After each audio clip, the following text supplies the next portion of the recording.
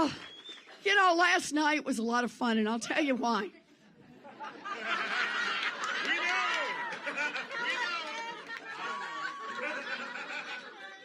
I'll tell you why. Because for me, it's about accountability. I have really had it with billionaires, regardless of party, who think that the rules don't apply to them. I've had it with billionaires who think their money buys them something special.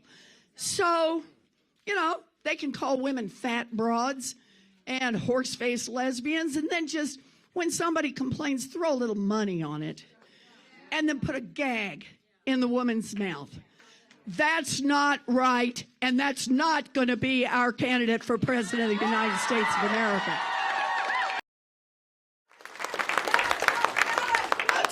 I'll tell you another part. I'll tell you another part of accountability.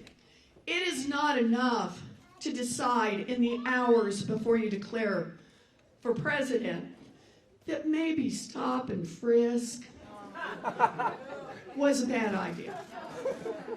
And the part I listened to last night about the unintentional effect, I'm sorry, they knew exactly what communities they were targeting, what human beings they were targeting, and what color those human beings were.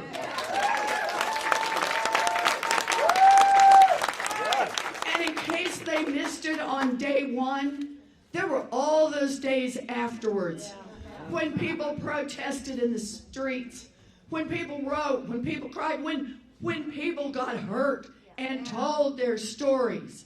And the answer from the mayor was silence, crickets, right up until he realized, gee, I was planning to buy a presidency. And what could go wrong? I got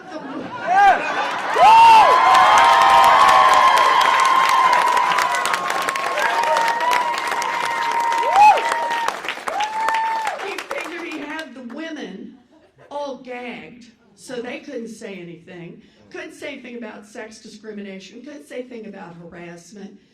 But boy, what to do about all those Latinos and African Americans that got slammed over the hoods, that got slammed up against the walls, that got humiliated, that were stopped repeatedly for doing what? Walking while black? No. Say it. No. So he figures, what does it take? For a billionaire, this is like a dang big deal. He's sorry. So we're good now, right? And the answer is not good enough. Not good enough.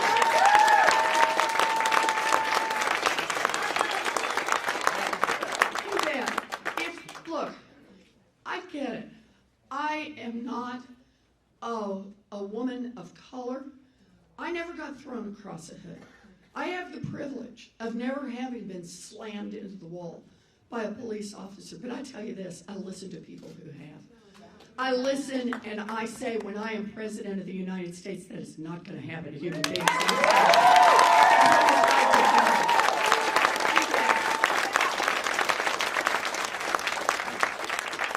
So here's the thing. The Democrats are getting down to the short strokes on how we're going to pick a nominee. Now, we all know Mayor Bloomberg's view on this. Everyone else should drop out and he'll stay. He said Bernie could stay, and he'll take out Bernie. But other than that, right, just the two of them, the rest of us should just go away. I'm not ready to go away.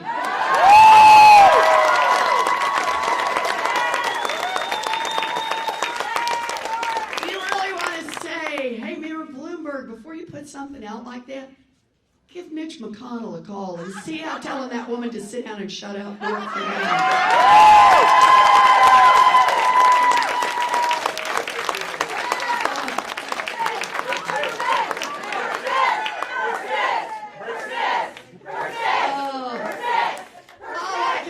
We're just getting started.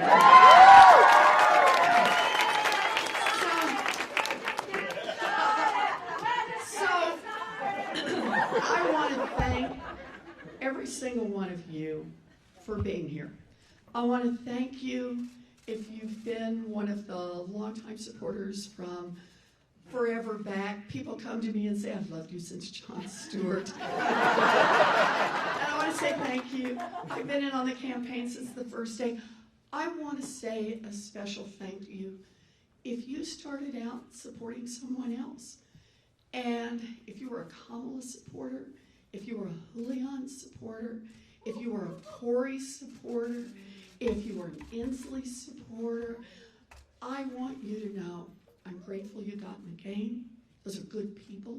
I miss them in this primary, but I'm doubly grateful to you that you realized that when it didn't work out for your candidate, you said, I am back in this fight because we must win against him.